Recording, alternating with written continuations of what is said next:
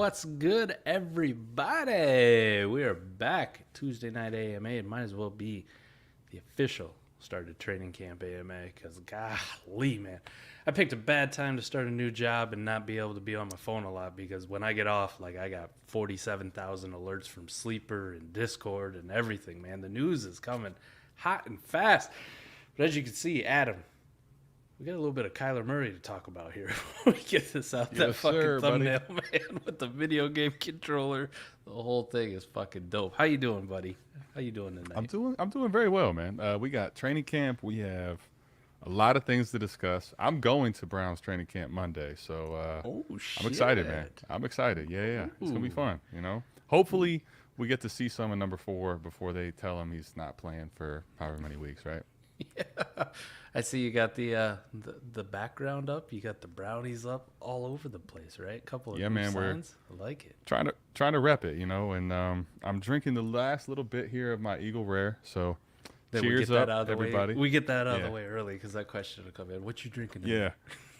I know it's coming. So here you go, Eagle Rare. As you can see, the bottle's low, and we're gonna have to switch to something else soon. But Rico first, love it. And Rico, then, of course, our boy Mello just comes in first. Is the worst. I love Mello.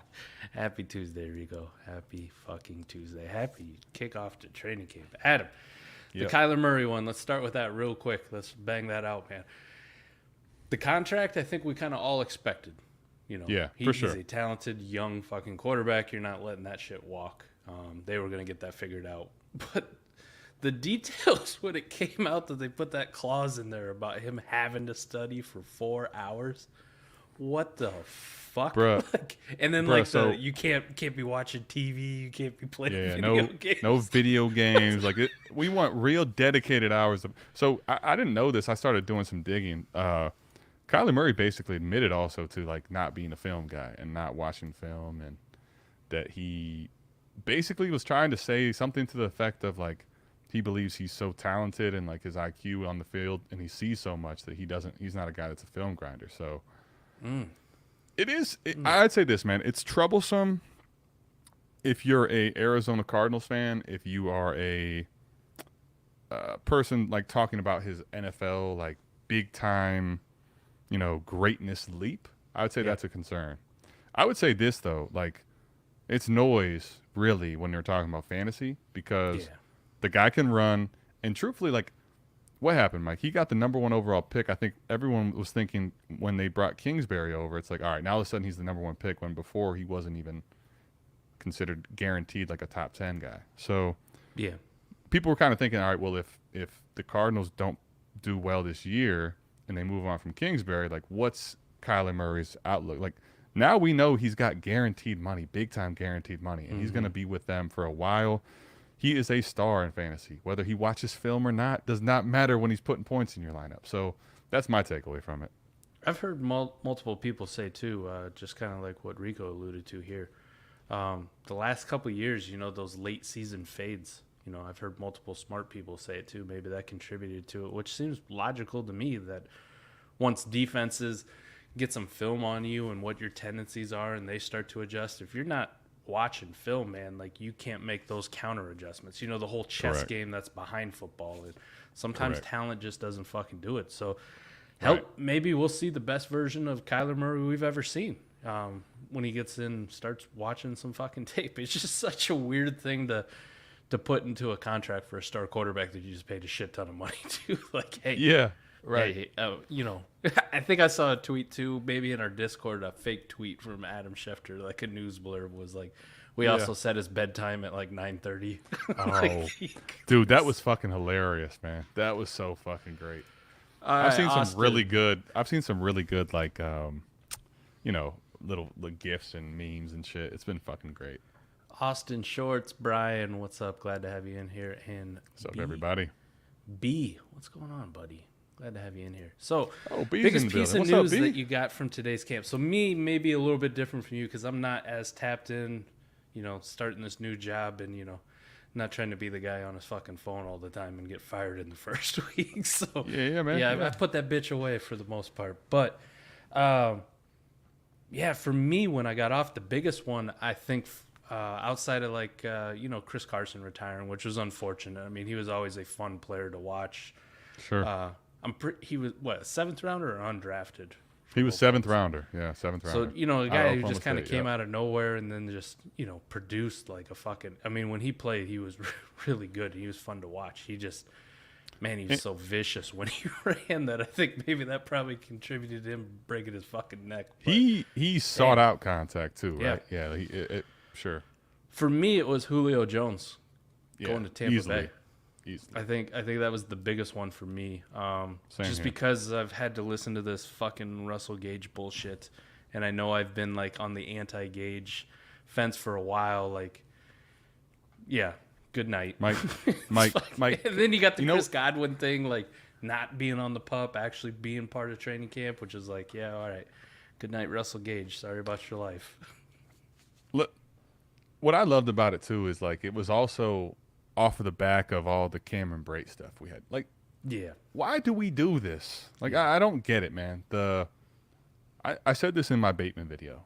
Like, the vacated targets thing, if we're talking about a stud prospect, I get it. Like, okay. But when we're talking about, like, guys that we've seen not fucking be good for a while, or, like, Russell Gage has been, he had a good, decent little year in Atlanta, but nothing spectacular. Like, stop it, please. It just... Yeah. It's good that we get to put that shit to bed before the season even really starts too, right? Like, get out of here, man.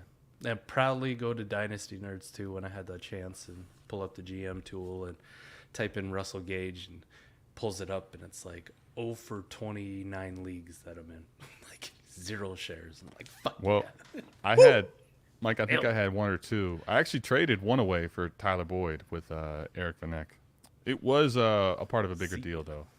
It was Roger. I got Rodgers and Tyler Boyd for Kirk Cousins and Russell Gage. Well, enjoy your W. Hats off. Hats fucking off. Yeah, short span. Kyler Murray was a top 8 quarterback. He didn't even study. Hey, shit, he might be the number 1 quarterback by this time next year. Who knows? If they make him watch film for 4 hours a week, man, shit. Unfortunately, yes, no more Justin Ross against Airvids. When he went undrafted, I still had some hope. We still ranked him for talent-wise and being on the Chiefs. I don't think I was ever in that boat where you saw people taking him at the beginning of the 3rd round, Adam, which was, I'm probably like the biggest Justin Ross like truther or stan there was. We had a pod, and JB was on it too. You and I disagree a lot, but Jesus, man, like. The early part of the 3rd round, some people the late part of the 2nd. Like, I don't care how bad the class was. Like, fuck off with that. But I still had some hope, still had some shares, but those are fucking gone, Adam. Like, I'm not even going to attempt to, like, hold out or try to trade that. You just fucking move on because most of it's best ball leagues, and I can't afford that 0. So you're done for the year already, and it's, not even August yet. Damn. Mike, I mean, we disagreed. It was kind of fun. I like being on the opposite end of you and JB, and I'm not going to sit here and gloat with you and I about like I feel bad for Justin Ross. Like I said that on the podcast. I think this is a highly talented individual, and the reason I was fading him even at like really cheap cost too was just like typically when you see a guy who's been injured so much so often, and like the production hasn't followed. There's something real going on, and obviously this at this point he just can't stay healthy, man. It's unfortunate, but he can't stay healthy. I think supremely talented prospect, could have been something totally wildly different, but this is kind of where we're at. I'm not gonna say he can never do something meaningful in the NFL. It's just your odds are really stacked against you now when you already had health concerns. Then you went undrafted, and now you're going to miss the entire rookie year for your foot. It's just like you're fighting a major, major uphill battle. Like, that's the guy that I'm cool with just putting on waivers. And if he does anything later on, he's still available. Maybe like this time next year, I'm like, hey, let me take a shot on him for my 40th roster spot or some shit. It would be a great story. It would be obviously highly improbable. And I think, Mike, there's probably a case where at this point, like you said, put him on waivers. Even if he does something like him coming back and playing in the NFL and getting reps and getting a few catches is, I think, a win for him based on being undrafted and the type of shit he's gone through. Like, what's very, very almost close to 0% chance is he comes back and is something and matters in fantasy. So I think when we're talking fantasy, that's for me where it's like just to bed, A guy that'll probably root for forever. Oh, 100%. Yeah. Let's just be realistic here. Probably nothing for you ever in fantasy. You're 100% right on that one. How about this, man? Lenny down to 245. R.I.P. him being too fat. I mean, 245. I mean, Lenny's a big boy. We know that. We know that, but he plays well. R.I.P. to any panic sellers at the 260. Jesus. Oh my God! It was ridiculous. It was ridiculous, man. Come on. He's been in the league long enough. He knows how to take care of his body to do what he needs to do. This isn't Eddie Lacy, right? He's not going to eat himself out of the league. He'll be fine. No. Please stop. He'll be all right. He'll be just fine. And he's think about it, man. He's 245. He's 245 at the beginning of training camp. What's going to get out there when you start sweating your ass off in that Tampa Bay heat, right? That down to Tampa? Yeah, you remember last year? Kickoff. Mike, you remember last year when Green Bay got trounced in week 1 just because they had to go down and play in that heat? Yeah. Lenny's going to be sweating. Is going to be down. You think he dropped 15? Psh, that's going to be nothing. That's just going to be coming off like fucking water. He's going to be feeling like I am. First week at a new job. 12,000 steps, just dying. Guy ain't going to be able to afford to drink, man. He's going to be sweating his ass Hell off. no. Yeah, and Steve hit it, man. R.I.P. to them Kyle Rudolph as Gronk replacements. DOA. I never got that one either, man. I saw him get picked up all over the place and people spending like fab like crazy. And I'm like, nah, I'm good, man. No thanks. I'm not going to expose individuals, but text messages, Discord DMs, 5, 6, 7 of them. I'm not even exaggerating. Like, how much should I bid on Kyle Rudolph? None. I told him 0. less time, less dollars than the time I'm taking to give you this. None. Like, you can pick them up for free, cool. Other than that, like, I mean, yeah, if you wanted to put 10% or something, because you don't have shots in this time of the year. But come on, man, or, don't overthink this. You got like a 30+ best ball roster. Why not? Why not? Sure, maybe take the shot. A touchdown or two. Drop Hunter Long for him. Whatever. Sure. Jesus, man. Some of the shit I saw, like 40, 50, 60% of their budget on fucking Kyle Rudolph. It's insane to me. And Short says it's hot down there. Scorching. I love it. Why is it creepy that we said that in the same fucking... we think alike way too much. Right. Austin's got a good one. Kyle came out today and said it's Lance's team. We all fucking knew that. And with the news about Jimmy able to explore a trade, he has been able to explore a trade since like February. I don't know why they keep rehashing the same shit. They tried to shop him and nobody wanted him for what they were asking for. And then, sure, this is also like the last part. Where does he end up? This is part of the fucking problem. The San Francisco 49ers thought they were smarter than everybody. And they're like, we got a price for Jimmy and we're not moving off of it until we get it met. And then other teams were like, all right, bet.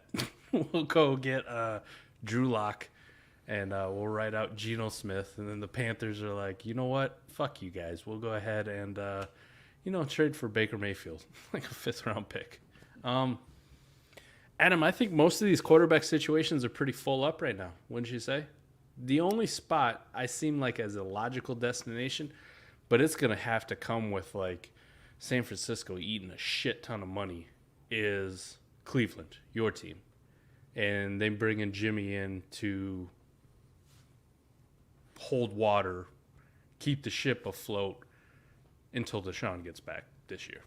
Just my opinion. But, they ain't taking on $26 fucking million to do it for 6 games. Like, that ain't happening. So, yeah, Mike, I think to your point too. Like, the only team, Seattle's not doing anything, right? Like, Seattle's the only team that would maybe even trade for someone at this point. I just don't see them taking on salary. So, like, I think Jimmy G's going to get cut personally. Like, I think that's going to have to happen. Unless Shanahan is going to continue to make these statements that basically tell Jimmy G, like, I think the thing with a young guy like Lance is you don't want Jimmy G around for when he has his downs, right? Like you don't want this chatter and go to Jimmy, you won last year. Like let the kid have his up and downs, like free of the last year incumbent guy. So I think they cut him. I think it's probably the best thing for them to do. I don't think anyone's trading for him, man. And then at that point, yeah, I think like Cleveland or somebody will be certainly their team's interested in bringing Jimmy G in if he's a free agent. So yeah, the team who trades for him without any contract restructure or anything, they're on the hook for 24 mil. That's his base salary for the year. If he gets cut, it only costs San Francisco 1.4 mil in dead cap. You know, like so that's a realistic like, yeah, we'll probably just have to cut you. It's and I can't see anybody like maybe somebody stupid. It just seems so antithetical. Like I heard like the Giants being floated out there. Why? Like if I'm the Giants organization, like where you're at right now, you're building a nice young team going forward. I don't think Daniel Jones is it. I don't think anybody really thinks Daniel Jones is it, but he's serviceable at least to the level of like a Jimmy G. But on the plus side, if like he's shit and he's bad, like you get a high draft pick next year, and then you can go draft your quarterback of the future to go with the core that you're already building.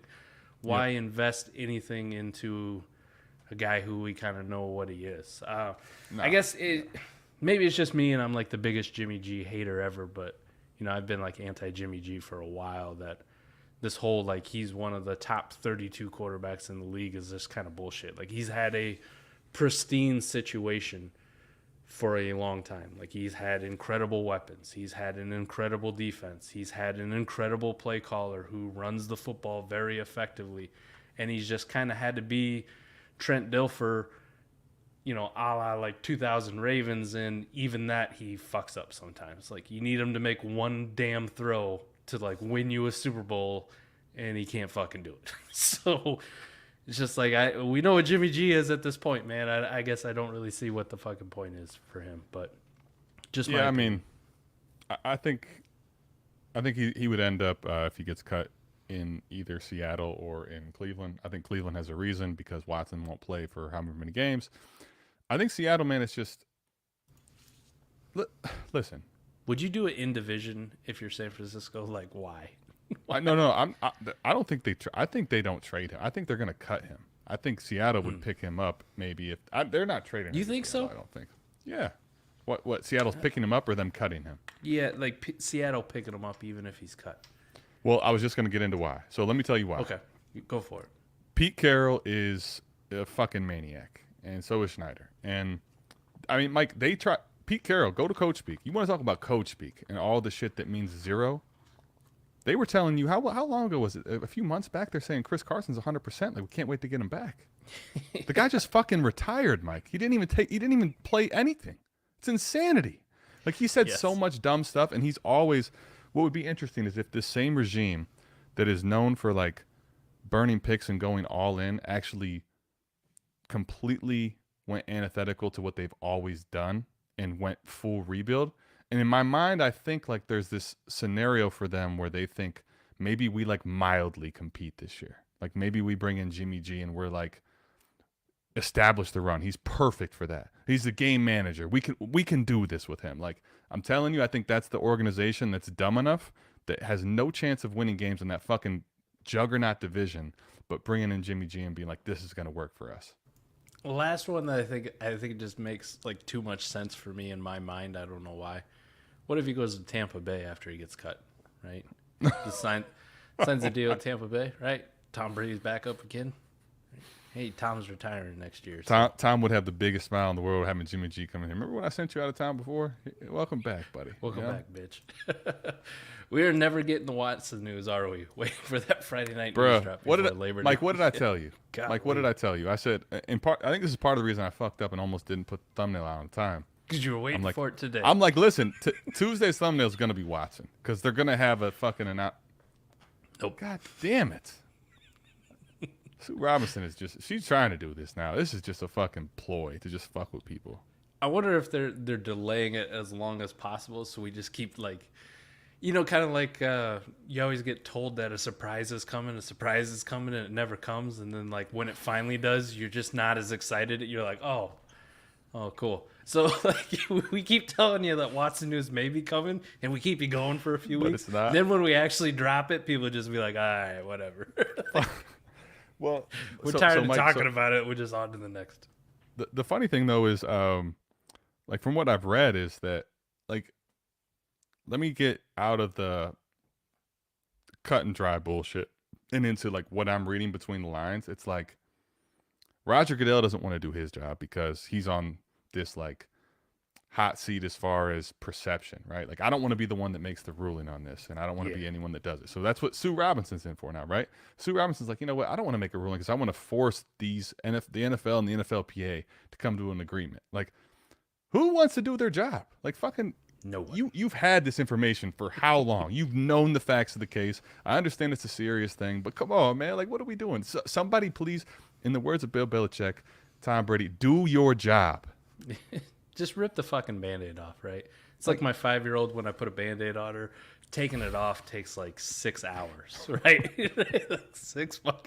Just rip the fucker off. Let's go. Let's keep it moving. I love it, man. I love it. Corey says the Tampa Bay area heat is no joke. He's sweating taking out the trash. I do that too, but it's not the Iowa heat. I'm just fat. That's just me. I just do it because I'm fat. But yeah, Tampa Bay is no joke for the heat. I give you that. My grandparents live down there.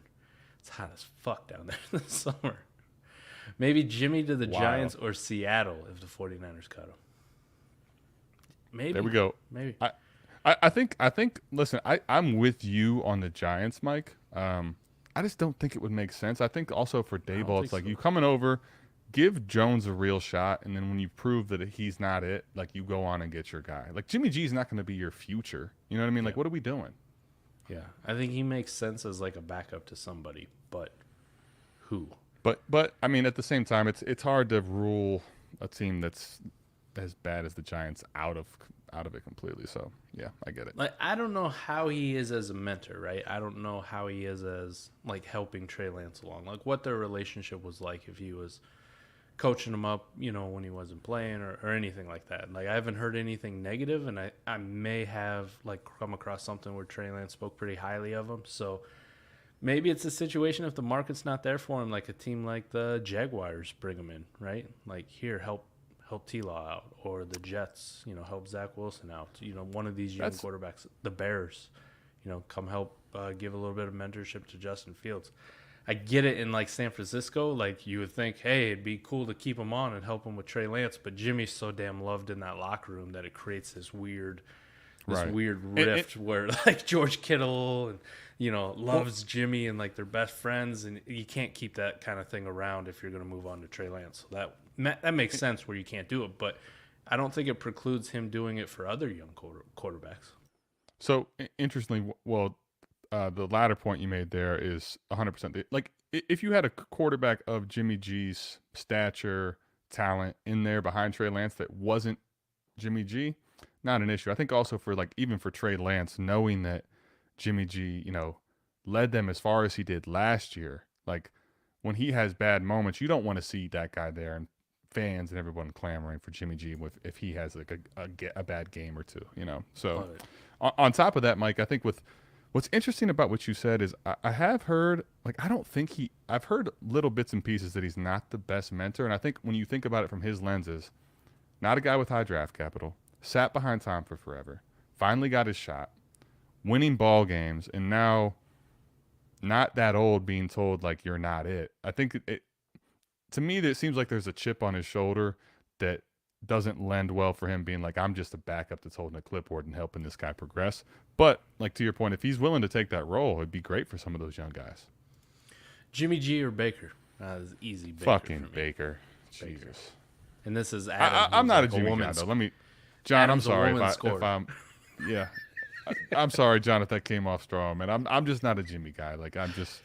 Hey, it's John more from makes up fantasy a great purposes. point, though. Like, this is like the 4D chess or the 5D, as Matty Kiwum likes to talk about. Demonic, right? If he is that trash, you trade him in division. You know, like, you know how we make sure Seattle. You know how we make sure Seattle can't beat us? We send them Jimmy G. Listen, man, I love Donovan McNabb, but when they dumped him to Washington and like he became super shitty Donovan McNabb, it was like the greatest thing ever. That was a very fucking incredible move by Seattle or by Philly, right? Woo. And hey, maybe they knew something at the time. It turns out Donovan really liked to drink. Really liked to drink. Bruh, listen, man, I'll be honest. Like, I played college basketball. I had plenty of times where I was out drinking the day before a game and hungover. The Super Bowl? Yeah. The Super Bowl. You can't fucking keep it off for a night? My God. That's an incredible story. John says, remember Brady and Bledsoe. They did trade Drew Bledsoe within the division. Old school for those of you youngers out there. But when Tom Brady took over, they traded Bledsoe the next year to Buffalo. There was a time, too. Bledsoe was really good. Those 90s. Bledsoe was really good, and he was also the highest paid quarterback in the entire fucking league. By a long shot. If you go back to those the 95 year, I think was when, I mean, that team was loaded. I mean, they had Terry Glenn, Curtis Martin, a lot of really big guys. Yeah. He went down, and like that's one of those crazy stories where then Tom Brady comes in and is just so good, and it's like this high paid quarterback, like, you know what, man? We're going to trade you. We're going to go with this undrafted or 6th round skinny kid. Yeah, Drew Bledsoe made the Super Bowl, right? Versus the Packers. Lost. Yeah, they lost to Favre. Yeah. And Ben Coates, Ty Law, Lawyer Malloy. Desmond Howard was on that Packers team. Dude, he ran a touchdown back on kickoff. Didn't he win Super Bowl MVP? MVP as a like primarily special dude, just crazy, man. Yeah, the old days were fun. Listen, that was like some of the first like football I watched that I remember vividly, like those Super Bowls. My favorite player on the Packers. Do you remember Gilbert Brown, the big defensive tackle? Oh yeah.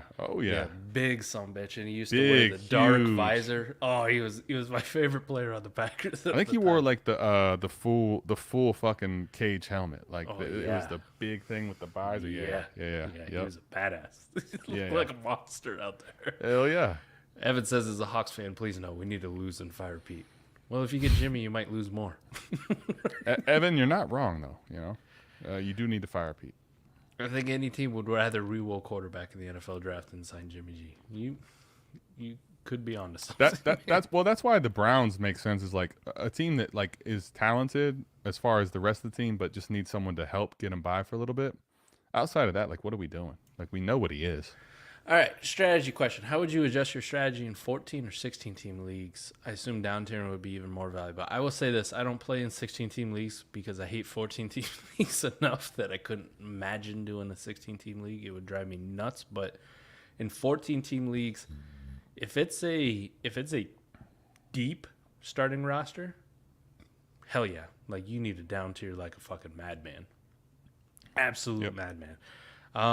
Like a start 9 14-team league, which I'm in one, a lineup league, man, I'm at the point where like I down tiered for 2 years and did like a productive struggle. Now I'm at the point where it's a goon squad. It's a goon squad what you got now.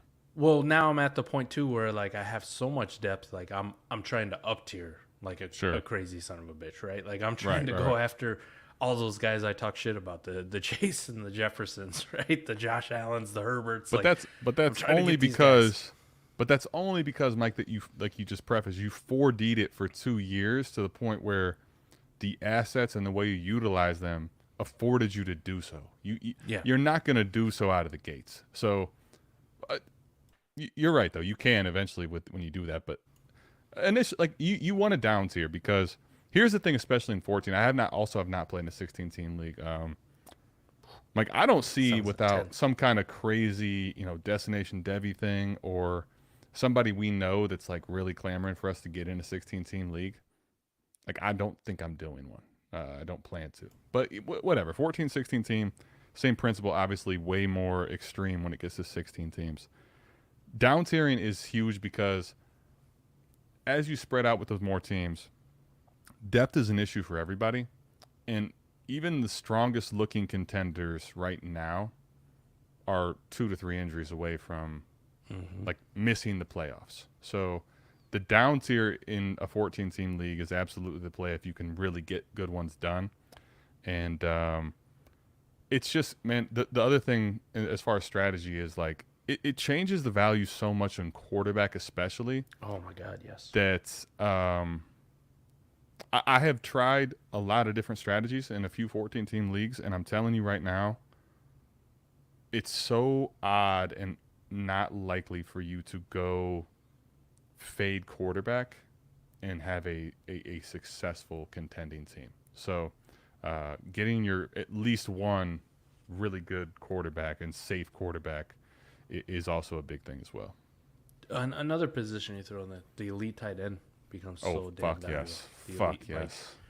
Like, I mean, you're going to have that battle when you're on the clock in a 14-team super flex. Like, if there's any kind of tight end premium there where it's like at the 106, 107, you're going like, fuck, I really want quarterback, but Kyle Pitts is sitting here in the positional advantage. I'll have a Kyle Pitts for the next 5-10 years. Holy shit. Do I just go You'll Kyle see, Pitts here? You'll see Pitts go in the top. If it's a tight end premium, you'll see him go in the top 6, 7 picks, probably 8 for sure. And then you'll see, Mike, you'll see all the top 5 guys go. You know, the Waller, Kittle, Kelsey, Andrews. They'll be gone in the first 3 rounds in that format for sure. Because you just get that positional advantage over so many people. Like, you think about somebody who's got to start like tight end 14. Like, we really don't give a shit after like tight end 5, to be honest. Like, the rest of them, there's a few guys in there like, oh, I kind of like Goddard, or I like Hawkinson, or I kind of like Freiermuth, or maybe you're a Gesicki guy, or whatever. But you get down to like tight end 14, like this is your dude who you're starting. Like, Mike, you don't have an advantage over fucking anybody. Mike, let me just tell you, gapped every week. I'll pull it up. You can pull up another question while I do this. I got it right here. I'm telling you, because it's 14 teams too, there will be people that fade. Mike, there are some starting tight ends in this 14-team league I'm in, Rays League. Like, my starting tight end is Alberto, and obviously that was a big boom for him to be losing Noah Fant, right? But Mike, there are teams that don't even have a Gesicki. There are teams that are looking at like starting Evan Ingram and fucking Cameron Brate and shit like that. Dude, I'm telling you, it's to go get a tight end after the fact in a league like this too is just overpay central. Training camp injury, yeah, you bring it up. Good one, Rico. Very good point. Very good we point. We might Rico. see one. We will see him. Yep. Mello says Giants because he was Dable's guy when Dable was in New England. Not that bad. All right. Superflex start 10 roster with Murray, Lance, and Watson. Been waiting on news for all 3 to decide who to move off my team and for what price. What would you all do? Simple. Man. I'll tell you exactly what I would do. It's simple to me. Kyler Murray? Do not dictate which one you want to move. Okay. Yeah. You do not pick that. You let your league mates pick that. Who they value the most. Yes. When you have 3 of them that are in this high range, like for me, these are all top 10 guys, really, you know, certainly top 12. You are not in a position to like go out and force deals because you want to move one. Like, you can do it if the right thing comes along, but for me, it's about when people come to you and realize, oh shit, man, Dr. B. Harris is sitting on fucking 3 of these guys. What's the price on Murray? Oh, you want Murray? Murray can move. You let the league dictate who they want from you, and then you tax accordingly. Hey, I'm sitting with that same dilemma. A 12-team league, a goon squad. I have Herbert, Dak, and Watson, right? And Watson is pretty much a no trade just because his market's been depressed because of the suspension or whatever. But, you know, I'm open to moving Herbert or Dak. It just depends on which one you're going to give me the best deal for. Like, which one do you really want to come after? One costs one thing, one costs another, one costs the other. If you want to pay over that, then any one of them yours. You let me know. Yeah. That's my personal opinion, Dr. B. Harris. Mark says Jimmy had one of the best surrounding casts in recent memory and consistently flopped and can't throw 30 yards. Tough but true. I'm not lying, friend. I remember adamantly having to like go at somebody's throat about, you know, somebody was defending Jimmy G when he was in the Super Bowl, and you know, then he flamed out in the Super Bowl. It's like, no, man, stop looking at stat boxes. It's just crazy. He's not that good. All right. 12-team super flex, half-point PPR, major rebuilding. Somebody offered me Elijah Moore, Pollard, a 23 first, a 23 second for Chase and Spiller. It's a decline, correct. I'm not going to say like an outright decline, man. I wouldn't say so. It depends. Like A few things. Where's the 23 first and second project? Yeah. Are they this guy's team? Are they supposed to be late? Like if you tell me those are late, then yeah, I'd probably reject it. But yeah, I'm good. um, The Pollard thing. I'll in that down for me, tier I to don't- Elijah Moore. Yeah, I got no problem down tier from Chase to Elijah Moore and picking up a first in a couple seconds. Like fuck, I'd smash the shit out of that. But the problem is like Pollard, and then you got to move Pollard because you're on a rebuild. Like it's just, I really don't want him on my team. And then like you said, the 23 first. Like if I know I'm giving this guy fucking Jamar Chase and he's already good, like he's gonna be even better. So it's 112. Yeah. fuck that. Like I'm good. I would say this. This is the benefit of having Jamar Chase, though. Like you can entertain these kind of offers. You don't have to take them on a rebuild. Like I'll just do whatever, man. Like I'm cool. I'll hold on to him for another year. I don't think he's going anywhere. Jake, I think here's what I would say. A couple things, right? One, Mike is right. Pollard then becomes a piece that you have to move. Like I'm okay doing that if that's what he has to give you because there's not other assets to take. If possible, I would prefer to move or take Pollard out of the deal and throw in someone in that 9th range, a Brandon Ayuk, something like that, right? That's more in line with what I want to do as far as rebuilding. Mm-hmm. If he doesn't have something like that, you have to take Pollard. That's fine. But I need to know that 23 first and 23 second are not going to be late. If that's the case, I'd probably still consider taking this. But the second and last thing I'll say about this is someone offered me Elijah Moore in this. This is, especially with a premium fucking asset of Jamar Chase. Tune in soon, everybody in the AMA, to our next episode coming out Thursday of the name brand and off brand. Such a premium asset that you can counter and leave this offer open if you kind of are thinking about it. Make a new offer. Pull the ATM. You can ask for more. Like people will pay so far out the nose for Chase that if you kind of like this deal, I'd almost promise you that this person will pay more for Chase. For sure. Yeah, I don't hate it, just because of how much I like Elijah Moore. Man, really, if I really wanted to 4D this, I'd drop the Pollard part. If the 23 first was going to be late, I'd probably drop the 23 second. I keep the 23 first in. And I asked for his 24 first and second. Like, come on, man. Yeah. Doesn't cost you shit. Give me your 24 first and second. Drop the 23 second, add the 24 first, drop Pollard, and give me a youthful wide receiver in that Brandon Ayuk mold. It's a little further down, Kadarius Toney. Like, you could probably get higher though if you wanted to. But I'd drop Olave, Sky Moore, Christian Watson, right? Give me something else. Like, let me break the one asset. Spiller's fine. Like, I mean, I don't want to just discard him like he's nothing, but add him right now, like Isaiah Spiller or 23 second, just generic. Like, you're taking the 23 second. Come on, man. Maybe in a contender basketball, you're like, I want Spiller, but why you gotta do that to me, man? I'm just saying. It hurts. I had Isaiah Spiller as RB1 for fucking ever. Don't do that and to me. It happened to me too. But let's just. We're supposed to be buddies, partners, friends. He's out here telling me that I fucked up and I have to take my 4th round startup pick in March is now a 23 second smash. Yikes. God damn it, you're right though. It happens. Class is shit. sorry that happened to us. Mike, there's like 3 startups we did where I'm looking at like my 22 love and I'm just. It hurts. Matt Corral in the 5th, Isaiah Spiller in the 5th. Apparently the Vikings almost loving him at the time about re-rolling Kirk. Wow, didn't know that, but they're fucking stupid if they did. Kirk Cousins is a really good quarterback. Like he shouldn't be mentioned in the same breath as Jimmy G. I will take Kirk over Jimmy G. Yeah. 10,000 out of 10,000 times. There we go, Adam. We had to get the question in. Even though you already answered. So what we sipping I on? answered it. Well, so here I'm almost gone. I'm finishing the rest of my Eagle Rare. Don't worry, we got some stuff down here. We always have some stuff down here for when I finish this. Dynasty FF says Basil Hayden's. Dynasty FF says Weller 12. Okay. Weller 12. All right. Damn, I like Evan's it. I like a degenerate. He plays in a 16-team, 53-man roster. Start 11 offense and 11 defense. Holy Evan, fuck.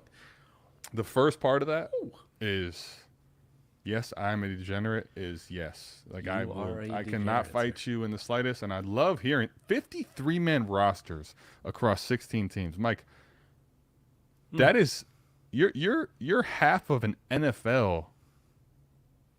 Like Yeah. you're half of the NFL's rosters. Yes. So I'm assuming that we're playing like defense and IDPs too, because Yeah. that is. Start Oh 11 yeah, you are. offense, start Start 11 11 defense. defense. Wow, that is, dude. That is a Bravo to you, man. that's a degenerate higher than I am, man. Good for you, buddy. Golly. That's awesome. Pick a side. 12-team Superflex tight end premium PPR gives up Mecole Hardman, a 23 third, a 24 second, or Christian Watson and a 23 fourth. Watson. Christian fucking Watson. Yeah. So you give me. I'd break it down like this, John. I'll take Watson over the 24 second, and then like And Hardman, the 23 third, and the 24, the 23 fourth on your end that you're gonna get for the 23 third and Hardman. Like, fuck them. You know what I mean? Fuck them. Like, I'll take Watson. The Watson win over the 24 second outweighs that by a country mile. Yeah. Easily, I'll take Christian Watson. I'll take the gamble on him versus. If you can give McCole Hardman for any type of value that's actionable, like, just do it. Period. All right. How do we crack the Da Vinci code that is tight end all around versus receiving archetype, snap share, or target share? I think whoever cracks this is going to make a lot of fucking money because I don't think anybody knows. But there are some indicators. Like I had a pretty good in-depth conversation with Ray and some of the other patrons in Destination Devi maybe a month or so ago about tight ends. And what made Dalton Schultz a breakout success? Because his fucking, at this time last year, his ADP was, and Ray was like the only one touting him just because of, you know, being in Dallas and being around and like knowing things and being Ray. And he fucking hit that one out of the park. And now we're looking at Dalton Schultz in like the 6th round of startups from the 20 something round. But what made Dalton Schultz successful in Dallas? Two things I would argue. One is the Blake Jarwin pay contract being nullified by his injury completely. So opportunity there. And then secondly, and probably far more importantly, would be an offense that's passes and has a very good quarterback as far as fantasy goes. Okay. So we were looking at, you hit it on there, where it was good offense, good quarterback, up-tempo offense, right? Like those were the three like ingredients 100%. to what made Dalton Schultz. So there's some guys at cost I'm willing to find out if this is the secret ingredient, right? Like Hayden Hurst, Cincinnati. We love the Bengals. We love the Bengals offense. They play more up-tempo. They have a good quarterback. They throw the ball a shit ton. Why not take a gamble on Hayden Hurst? Because it costs you fucking nothing, right? Sure. Well, yeah. At cost, Hayden Hurts is, I mean, dude. You brought up that last deal. I mean, Hayden Hurst is a throw-in anywhere. You know what I mean? Like it's yes, right. So there was a few tight ends when we were going through like ADP. It was like at this cost, Jesus, I'll take a shot on this kind of tight end. You know, for me, I've kind of molded my tight end strategy around Kyle Pitts or bust. Like I'll take the Wallers, the Kelseys, the Kittles. Like if I get a nice discount on them, but generally I'm not gonna pay up for those guys. Like I'm cool. Like I'll just stack a bunch of turds together at the end of round 10 to 14 and see which one pops. But there's some dudes even later which I'm interested in. So Hayden Hurst, a lot of people's favorites like Gerald Everett, right? Good offense, good quarterback, blah blah blah. Keep those kind of things in the back of your mind when you're looking at tight end. Like if you don't get Kyle Pitts, cool. You can't get one of these other guys at a nice value, these elite guys, cool. Other than that, just fucking pivot and go to the some of these real long shots. And you don't even have to get that crusty if you don't want to. But Adam, I think like in these best ball leagues, you've seen it where I walk away with like Fant, Henry, Ingram, and like one other one, right? And in a best ball league, shit, I'll take those tight ends all day. Like those group of 4, cool. I'll find one out of there who's not worth, or not a pile of shit, right? Who's going to do something. Yeah. Well, I mean, I don't know. Maybe I'm looking at the question a little bit wrong. My answer to the question is like, how do we crack the Da Vinci code that is tight end all around versus receiving archetype, snap share versus target share, etc. So what am I chasing if I'm looking for tight ends? Like a lot of that comes into athleticism for me, right? So Dalton Schultz, I think, Mike, would be Dalton Schultz would be the exception to the rule. Yeah. And that is because, like, if you look at Dalton Schultz, you pull him up on Player Profiler, right? There is nothing about Dalton Schultz, the player, the tight end, that says, you know what, this is my guy. This is the one I want to go get. Other than what you said, Mike, is tied to Dak Prescott, up-tempo offense, going to pass the ball. And now, I mean, especially why his ADP's risen to a absurd height, frankly, is in that offense having an insane target volume potentially coming his way with Amari Cooper gone, with Michael Gallup not playing. He could be the de facto number 2 potentially. So that's what is tied to his value. There's contract disputes going on with him. If he gets the bag and he's tied to Dak Prescott, all of a sudden a guy that's not a prospect I'm chasing becomes interesting in Dalton Schultz. But primarily, like, his best comparable is Austin Hooper. You saw what happens to Austin Hooper if he goes to Baker Mayfield. Like, that, a guy like him, his value is so hinged upon the offense and the quarterback. Whereas to me, a guy like Kyle Pitts, if you look at his best comparable, interestingly enough, Mike, on Player Profiler, is Noah Fant, the most disrespected tight end in the league and the highest tight end in the league. Noah Fant is a guy I'm still chasing. Albert O was a guy that I was drafting everywhere at value before because of the athleticism. Yes. He happened to get the opportunity. Now his value's risen a ton. So, like Hayden Hurst types, Dalton Schultz. Well, Hayden Hurst right now at value is just, what else are you going to do there? Like, take the shot on Hayden Hurst because there's nothing there that's worth a fuck, really. But, there's going to be exceptions to the rule. Dalton Schultz, Dawson Knox, who's more of a tight end dependent touchdown. But primarily, I'm chasing the Fants, the Albert O's, the Kyle Pitts, the athletic guys that have a chance to break out. Shout out to our guy Scott Connor, right? We did a podcast on it about what he tweeted in our discussion. But generally, tight ends don't perform well unless they have a high RAS score, right? So he went through and looked at them, and there's a lot of guys, some of our favorites in the community, a Noah Gray, a Brevin Jordan, these kind of guys where the odds historically aren't great because they don't have great RAS scores. Now, one of the caveats he made is guys like Kyle Rudolph, Dalton Schultz, Hunter Henry. Even when these guys break out, there's still a nice buy window if you want to buy back in. So while the hype is high on them, relative, like if they're going as like a second round rookie pick, sell those fucking guys off, sell them off and get your second, stay liquid, go buy or invest in something else, or go invest in more tight ends who have great athletic scores. And then even when they hit, like Dalton Schultz is a prime example. You remember at the beginning of the offseason, Adam, he's going in like round 10, 9, like that range. At those prices for Dalton Schultz, I was fully invested.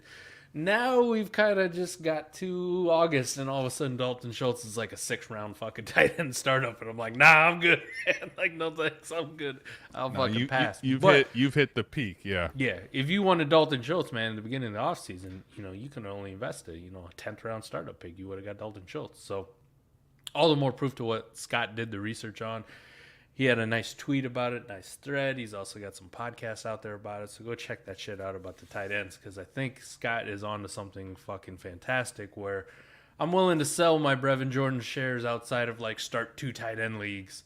And then if he does something good, like I probably still have a window where I can get back in on Brevin Jordan if I really like him. But if not, let me shoot the shot on these high upside, high athleticism tight ends like you were talking about, like Albert O, because as you saw this offseason, he went from a fucking afterthought to now like pushing tight end 1 territory, even though tight end 1 isn't sexy, but it's still like you went from like tight end 40 to tight end 1. That's a pretty fucking big jump.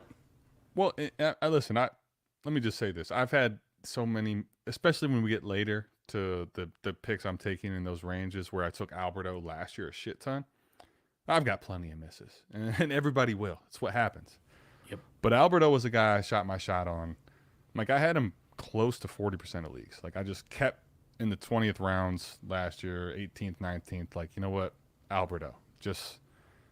And at the time, Noah Fant was still highly sought after. He's in the 6th, right? So it's like, where does it happen? But it's like, you know what? If something breaks right, like, it can. And for him, everything broke right. Shit, man. He now has the quarterback, the offense, and the vacated targets from Noah Fant. Yeah, he hit the jackpot. He hit the jackpot, and we still haven't seen it on the field. But like you said, man, if he has all that Dalton Schultz has and has the athleticism,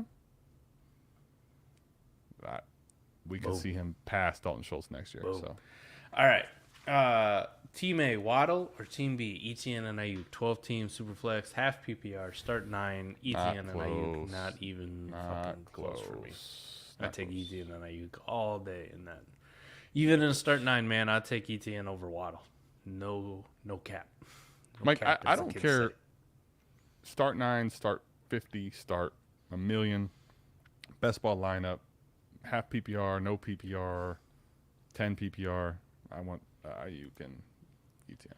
All right, Kyle. Recent events of me. Interest in your value All right, of Jalen Hurts. I'll go. You know what? Let me go screen share, man. This is crazy, Ooh, bro. Shit, you're rusting out the screen. We have a trade, ladies and gentlemen. We have a trade. I want to call my grandma. We had a trade in our league. Let me pull it up and I'll go screen share here. Are you gonna ruin the trade show tonight? No, because I didn't make it myself. Okay. So no. Right. You know I wouldn't do that. All right, I'm just checking. I thought we were in unison on this. Spoiler alert: our Jalen Hurts trade that you and I pulled off is gonna fucking make the trade show. There we go. Tell me what you think, buddy. Let me get this screen unfucked here. Yeah. Boom. All right. There you go. What we got? There it is, buddy. So here we have a Jalen Hurts and Nick Chubb trade, and the second somehow lands on the Jalen Hurts side, Mike. What the fuck? Is this a one QB league? Bro, that's that GIF with the dude with the blonde hair. The fuck? The fuck is this? No, this is not a one QB league. This is a Mike. You know what I'm gonna call this, Mike? I'm gonna call this the blind leading the blind, where I guess it's two guys trying to make a deal, and then all of a sudden, somehow the second that probably, in my opinion, doesn't quite even get you Jalen Hurts if it was on the Nick Chubb side, ended up on the wrong side. So what the hell? Bills Mafia needed it badly too. So shout out to Bills Mafia. Anyway, Kyle Dillon's asking for the recent events that led to like where's Jalen Hurts' value. That's I don't think it's changed. What do you have to say on that, man? It hasn't changed for me. Until they commit to him, man. Like, still hasn't changed. No, but I mean, he's the top. What do you got him? Top 12, right? Ish. Yeah, somewhere in there. Yeah. Right after the big 3 from last year, the 2021 guys, right? Like, he's great for a contender.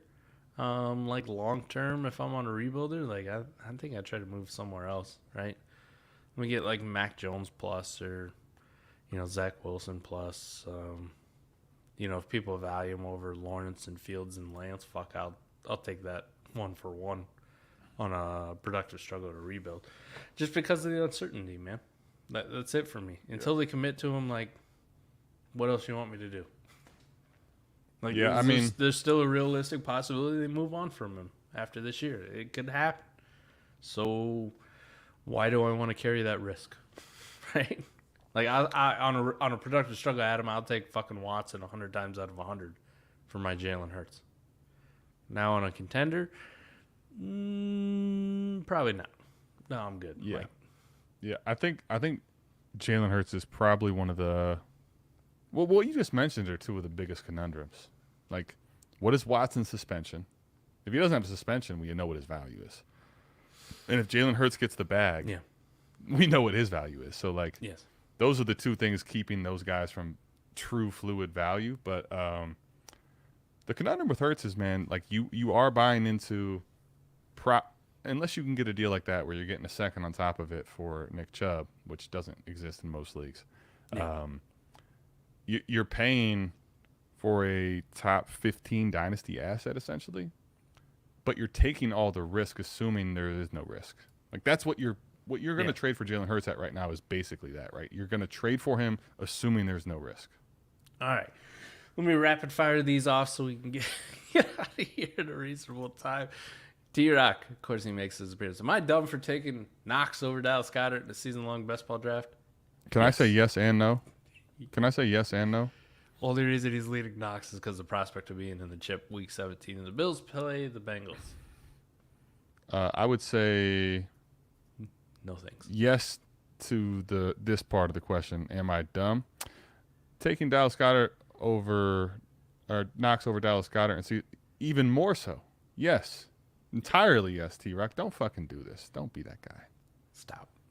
All right, 12-team Dynasty, Superflex, start 10, side A, Matt Stafford, 23 third, probably late. Side B, Matt Ryan, Tolbert, 23 first and second, both likely late. Give me the Matt Ryan and Jalen Tolbert side and the 23 first. I like that. I like the package. I'll take the package, even though they're late, over Matt Stafford. I'm not sure how different the production is, to be honest. I'll say for this year, I like Matt Stafford. I like Matt Stafford and I like Matt Ryan, but give me the package for the long-term play. And I don't think my production this year suffers that bad. I would say here, this is a good best ball and short lineups question. Short lineup, I will actually take Matt Stafford here. I agree with Mike that Matt Ryan may be closer to Matt Stafford this season and behind a good offensive line, but I do think that Matt Stafford projects to be quite different in dynasty value. In start 10, I would probably take side A. You get to start 12 lineup, and you get the best ball. I'll definitely take the other side. Cody hit it, man. Raz scored, target share, touchdown upside. If you were to switch Goddard with Schultz, I saw this tweet out there in the Twitter space too. Like, oh, that was like Nate List was one of the big guys promoting that, right? Yeah, for sure. You switch their situations. 100% with it. Yep. Can you imagine what Dallas Goedert would be going ahead of like fucking Darren Waller, man. T-Rock went Goddard just despite the next guy who has Hurts as his quarterback. Because fuck him. That's why. Well done, T-Rock. Thank you. Scott Connor's YouTube channel, Dynasty and Chill, has a good tight end episode. Yes. Very good one. 100%. Yes, I can't promote Scott enough. He is very smart, and I very much enjoy talking to him and discussing strategy. Gets way in deep. What the fuck is this buffoonery? You're gonna have to be more specific, Cody, because I'm not sure what specific segment we're talking about. Quarterback 8th 205 startup pick versus RB. Oh, the trade. Yeah, it's buffoonery. I know. Yeah. I don't get we'll call it the blind leading the blind man. That's one of those trades where it makes no sense. And on top of it, just on the wrong side. Thank you, Cody. You just described how I feel. The other weird, like, sometimes leagues are so weird, Mike, because this league in particular, the quarterback by itself is just so valuable. Like, it's just one of these leagues that's progressed into one of these where like quarterbacks are of a supreme value. Like I've talked to that manager that traded Hurts, and he was trading none of Hurts, Lawrence, and Fields. I'm sorry, Hurts, Lawrence, and Lance at any time. Like basically they're like untouchable. And now all of a sudden, like the timing, it's so weird. It's such a odd deal. Like all buffoonery. I'm good. Nick Chubb? Oh, Nick Chubb. Shit, I'm paying up for him. Shit. You know. Oh, you need a second too. What? Watson might be out for half the season. Nick Chubb, I got you, buddy. I'm the biggest Browns fan you're gonna meet in the area. Fucking, I'm not paying for Jesus. Can we move on? It was horrible. Hey man, sometimes people get attached to the names, right? Like I think we've said it before multiple times. Like I always think Nick Chubb is probably a better NFL player than he is for your fantasy team. Like he's good for your 100%. fantasy team. He's an elite NFL running back, an elite, like probably the most talented runner of the football. Yeah, between the tackles, one of wise, the, if not the best. All right, we got some issues. All right, last one will bounce. 10 teams start 9, half PPR. Mixon for Javonte Williams and Gabe Davis. Fucking Javonte and Gabe Davis. Mr. McClutch, Mike and I both are known Gabe Davis haters relative to ADP consensus. I will tell you that I could give a fuck about the Gabe Davis in this deal. But Like if you just told me in any format, even contender, Mike, I can trade my Mixon for Javonte, I will take Javonte. Even though there's probably a scenario where Mixon outscores him this season. yep. I'm doing that. Every single one of my dynasty teams start 9, 10 team, 20 team. Gabe Davis, absolutely. I'll take him. I'll take him then. No problem. Yeah, I'm not going to piss away the long-term value for like one damn season, right? And one season where I don't know if it's necessarily that big of a gap, right? We all think that, it'll be just like last year and Javonte and Melgo are going to split 50-50. What if it's not? What if it's not? What if it's 70-30, 60-40? What if even the offense is better and he has way more opportunities with just what Russell if Wilson? the offense is better? The offense is going to be better. Fucking Christ. Well, Mike, because the reason I say that is because why is everyone in love with Mixon all of a sudden? Everybody hated Mixon last year this time. Everybody fucking hated him, and all of a sudden what happened? The offense was better, Mike. That's all that happened. That's it. That's the only thing that changed. Yes, maybe don't go ahead and hit the likes like mutants. Maybe don't call them mutants. Hey, Cody, I'm gonna rock with Cody from now on. What is this buffoonery? Hoodwinked, bamboozled, led astray, run amok, and flat out deceived. We didn't have any tits or ass questions this time, so thank God. Where's our boy Kyle at, man? With the tits and ass questions? Damn, man. Thought we had a good thing going, you know. All right, fair enough. Taking this week off. Can't do it every week, right? We'll be here every week when you want to ask us, but the buffoonery will be continuous whether he's there or not. Shit. All right, we love you guys. We appreciate y'all tapping in. We're gonna bounce out of here. Peace. Peace.